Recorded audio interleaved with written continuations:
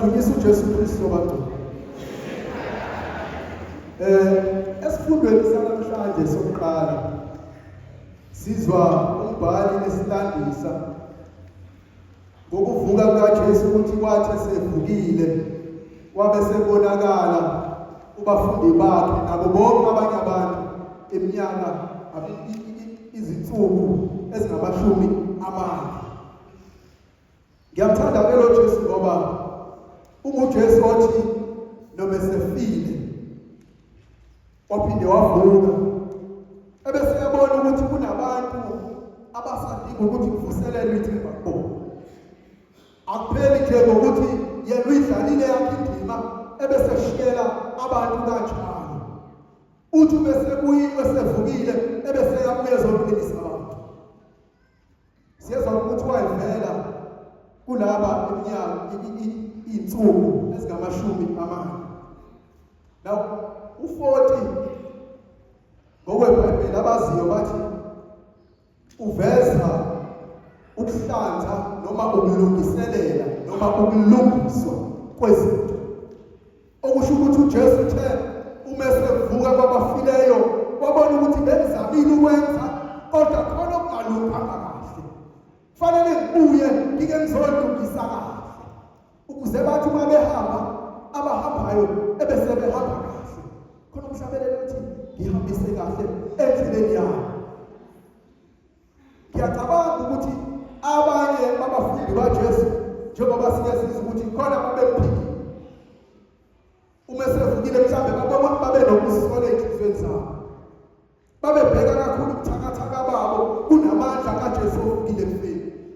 Usethi uJesu uma sevukile uthi ngiyabuya ngizobaqinisa bona laba. Indaba iphelela ngethuleni ephindaba isaqhubeka. Izothi kwena umuntu wasekhaya indaba iphelelanga lapha ethuleni, indaba isaqhubeka. uJesu uma efika ukuba lezi insuku eziwu40 ukuze thina silungise. uJesu silungise. Ikuphi la empilweni yami engifuna uJesu azolungisa khona? Ukuze ngibone uJesu onyukileyo kwabafileyo, kodwa kufanele ovukileyo kwabafileyo wenyukele ezulwini, kodwa kufanele kuqala ukuthi mina empilweni yami ebese lungisa. Athi umhlabelelayo lungisa indaba yakho uJesu. Hayi kusasa, hayi izolo, kodwa khona manje. Ngoba indaba iqala manje. Ikuphi la sifuna uJesu asilungisele khona? Ikuphi la sifuna ukulungiswa khona? Mhlawumbe uJesu bengangisiza alungise ukuhleba kwabo. Mhlawumbe imizi yabantu iphelile nje ikhathwa kulimi lwabo. Bezothi uNkulunkulu namhlanje uzolungisa ulimi lwabo. Athi umpostoli ubebhala namhlanje ebhaleni ibandla lase-Efesu athi bazalwane ngiyancela ukuba nihambe ngendlela efanele ukubizwa kwenu. Ngoba ukubizwa esibizelwe khona ukubizwa ukuthi sibe mnene sithobe. uJesu umsayo. uJesu olungisa inhliziyo ezibambela abanye abantu abaqotho. Impilo yami ngiyibona ingami ngayindawo ngize kusole nabantu mhlawumbe mina ngizibambile. Ake kumele uJesu olungisayo kuba zolungisa. Alungise leyo nhliziyo yami esingabambile. Azolungisa leyo nhliziyo esingabophile. Kwesinye isikhathi siye sibambele ngisho amagugu abantu bomndeni ebese kuba yibona futhi abantu bomndeni abahluphayo base behambile. Befuna kube thina esilungisayo, kube thina esisenzela ibopho ngokuthi sibambe inhliziyo zethu. Ekugcineni inkinga esibhekana nazo kufanele ilungiswe thina. uNkulunkulu uzolungisa inhliziyo yakho. Inhliziyo enolaka. uNkulunkulu ulungisa inhliziyo yakho. Inhliziyo engakwazi ukuthanda abanye abantu. uNkulunkulu ulungisa inhliziyo yakho. Inhliziyo engakwazi ukubona okuhle kwabanye abantu. uNkulunkulu ulungisa inhliziyo yakho. Inhliziyo enomona kwabanye abantu ngisho bephiwe ezabe iphiwa ngiyibona ngifuna kube mina kuqala. uNkulunkulu ulungisa inhliziyo yami engafuni ukudedela. Ngihlezi ngabambelele ezintweni kodwa angifuni ukudedela noma usukutshela ukuthi ukhona kangakanani empilweni yami uzele ukungihlenga kodwa ngiyakhetha ukubambelela kulezo zinto. uNkulunkulu ulawulungisa inhliziyo yami ethanda ukubambelela esonweni. Nanoma usufikile umusa usuphambi kwethu, kodwa inhliziyo yami isabambelela esonweni. uNkulunkulu ozolungisa, ulungise emndenini wami nakho konakala. Nakho sixabana mihla namalanga, uNkulunkulu ozolungisa. uNkulunkulu olungisayo. Wathi umevuka kulezi zinsuku eziwu-40 wayeze ukuzolungisa. Uze kufike manje.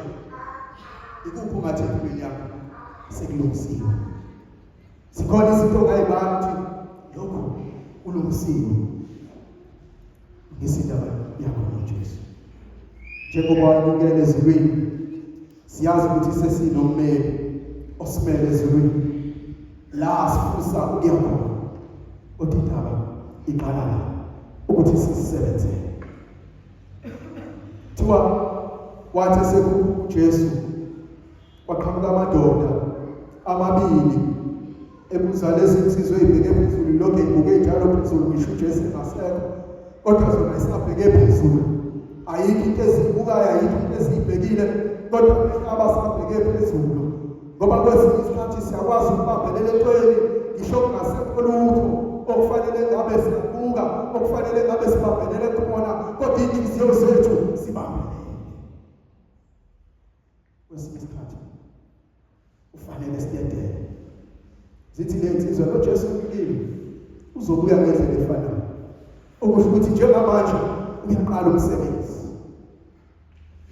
Ningalindi ilokhu elibheke phezulu, kodwa sebenzani. Ungavumi ukubambelela umuntu kaNkulunkulu nala asifanele ubambelele khona. Izinto zonakele kangaka ngoba ngisho sesibona ukuthi asifunwa la sibambelele khona, siyaqhubeka sibambelele. Noma sezikhona izinto eziyizinkomba zokuthi la sibambelele khona ayikho into esibuyiselayo, kodwa siyaqhubeka sibambelele. Kuyabizwa kwesinye isikhathi ungawabhekisi kakhulu amehlo phezulu, uwabhekise nawe yakho. Ngoba uzowabhekisa phezulu ebese uyaqhubeka endleleni. Awubheke la uyakhona ebese umbiza uNkulunkulu la obheke khona. Awuthi uhambe endleleni, uhambe ubukalaza, ububheka phambili, ubumbiza uNkulunkulu. Uthi uyazi nginommeli osemele ezulwini. Into esifuna sivele uthi uJesu ngaphambi kokuba nyukele ezulwini, nize ingasuki eJerusalema ngaphambi kokuba uBaba afeze isithembiso sakhe, isithembiso sikaMoya. Angani siyazi ukuthi ngelinye ilanga khona abafundi abasebesukile eJerusalema sebebheke eMawusi. Ngenxa yokulahlekelwa ithemba, ngenxa yokusaba, ngenxa yokubheka ukuthi abanye abantu bathi basebesuke endaweni yesithembiso.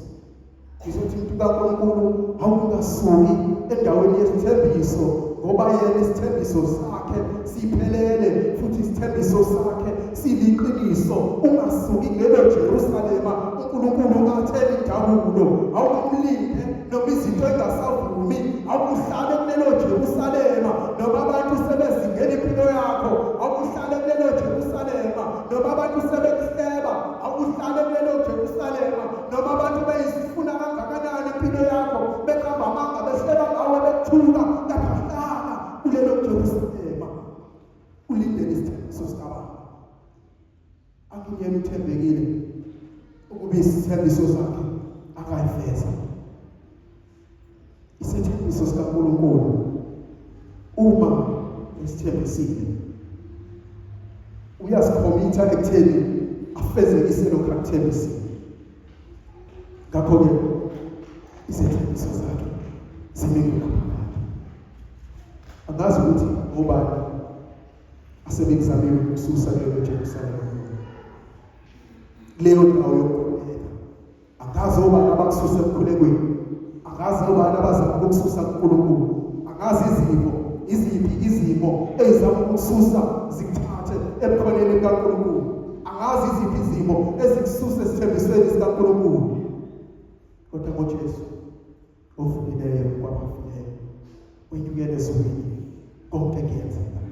hlala eJerusalema, hlala